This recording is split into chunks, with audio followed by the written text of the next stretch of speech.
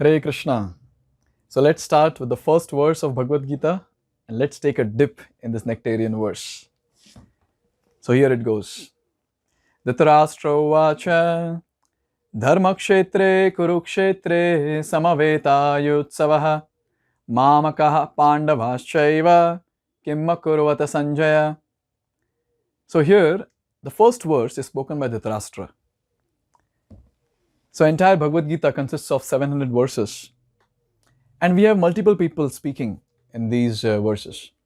So we have Krishna, the main person, who is speaking the various verses. Then Arjuna is asking various questions to Krishna. Then we have a personality called Sanjaya, who has spoken some verses. And only one verse is spoken by this person, whose name is Dhritarashtra, the father of all the Kauravas, headed by Duryodhana. So in this verse, if I now explain the meaning of this verse, you'll get to know that how humorous this verse is. So it says Dhritarashtra Uvacha. Who spoke? Dhritarashtra spoke. And to whom? Sanjaya. Oh Sanjaya. Now what did he speak? Dhritarashtra Uvacha Dharmakshetre Kurukshetre. So he is actually quoting a place. He's talking about a place.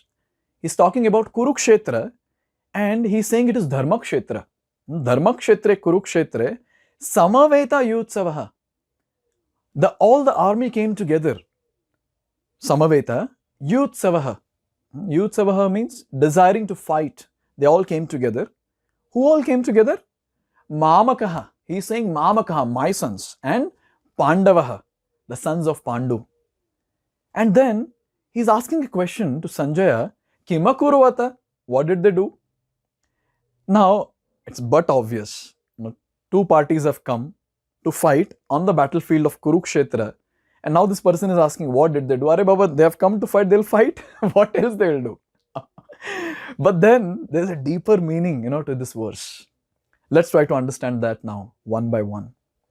The first question that we'll try to answer is, see, Dhritarashtra could have asked this question to anyone. But why is he asking it to Sanjaya only? So for your information, Sanjaya was the secretary of Dhritarashtra. And Sanjaya was the disciple of Vyasadeva.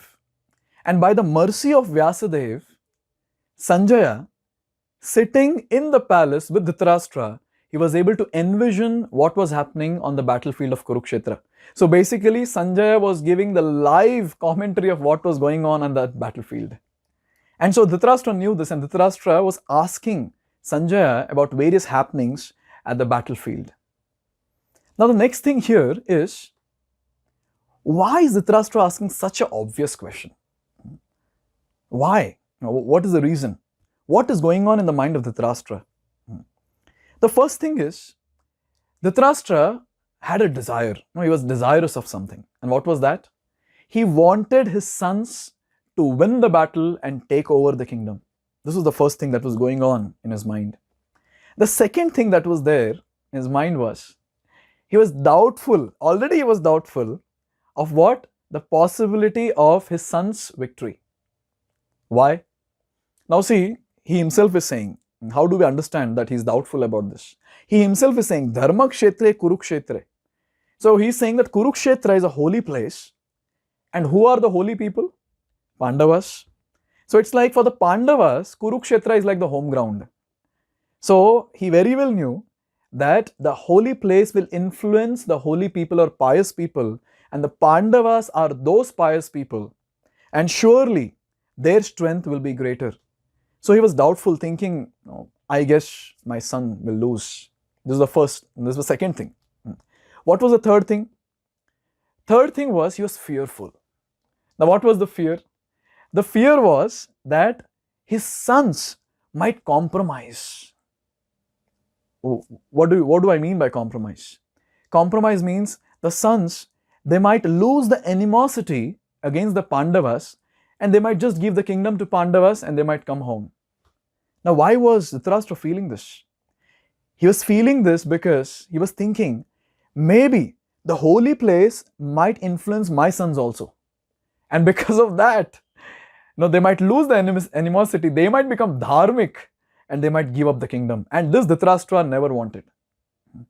And the final thing that was going on in his head was, he was hopeful. This is a positive thing. He was hopeful that under the influence of the holy place, the Pandavas may renounce their claim on the kingdom. For what? For two things.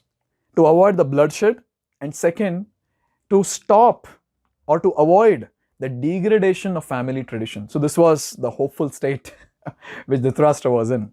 So these are the four things which was going on in the mind of Dhritarashtra. See, just imagine, this verse is so deep. After going through all this, all these four things are running in his mind, and then he's asking this question, oh Sanjaya, what happened? What did they do? Now the next thing to understand in this verse is Dharma Kshetre Kurukshetre. So Kshetra, this word is very nice, Kshetra. And there's a hidden meaning to that, and Prabhupada gives the description of that hidden meaning.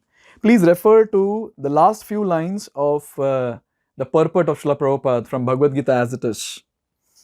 So here we go, I read it for you. As in the paddy field, the unnecessary plants are taken out, so it is expected. Okay, by the way, what does it mean? As in the paddy field, the unnecessary plants are taken out. So the field, basically kshetra or field means the place which grows. So here we're talking about a paddy field where the crops will be grown. So now when the crops grow, along with that weeds also grow. So that is what is that's what we are talking about.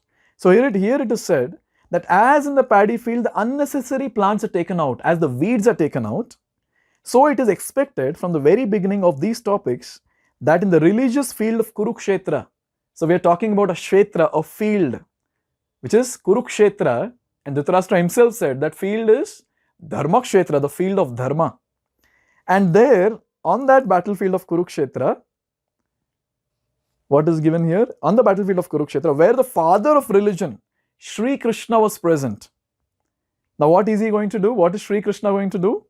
The unwanted plants like Dhritarashtra's son, Duryodhana and others would be wiped out, and the thoroughly religious persons headed by Yudhishthir would be established by the Lord.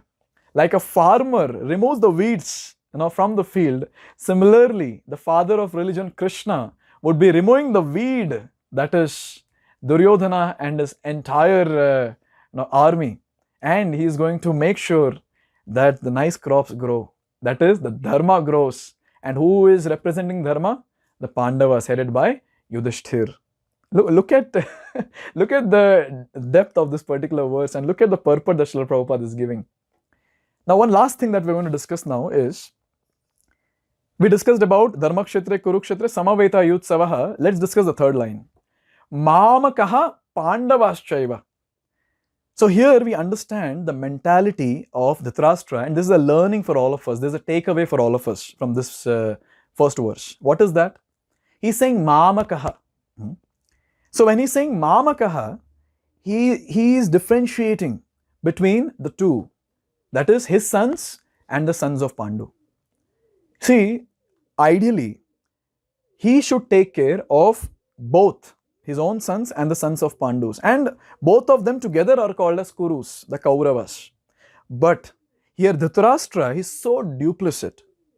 Internally he has got that difference, that these are my sons and those are Pandu's sons, they are not mine. And here it's very clear from the statement that he has got natural hatred towards the sons of Pandu.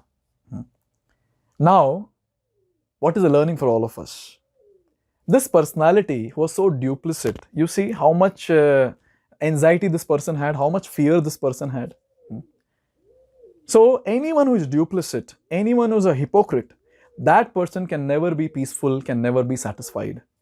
And more importantly, such a person can never please the Supreme Personality of Godhead, Krishna, which is the ultimate goal of life. He can never do that. So in this way, one thing that all of us have to do is, we have to cultivate this quality of simplicity. Very, very, very important. And how can we do this? Very simple. So already that quality is there within us, but it is covered. So by chanting the Hare Krishna Mahamantra, Hare Krishna, Krishna Krishna, Hare Hare, Hare Rama, Rama Rama, Hare Hare. When that cleansing will happen, automatically these qualities will manifest, and one of the important quality that will manifest is simplicity. So all the ones who are having this desire to please Krishna, to give pleasure to Krishna, should chant the Hare Krishna Mahamantra, so that one day we will get this quality or revive this quality of simplicity. So this is it for today. So we have discussed the various aspects of this. So two things I would request all of you all to do. The first one is, I'm sure all of you have got some understanding after watching this video. So in the comment section, please type in whatever you have understood. First thing. Second, in the description block, there is a link for quiz. So I would request that please attempt that quiz, and that will tell how much we have gained from this video. And in the description block, we have also pasted the Sanskrit verse, the translation, and also the purport. So you can go through that. So thank you very much. Let's meet tomorrow. Hare Krishna.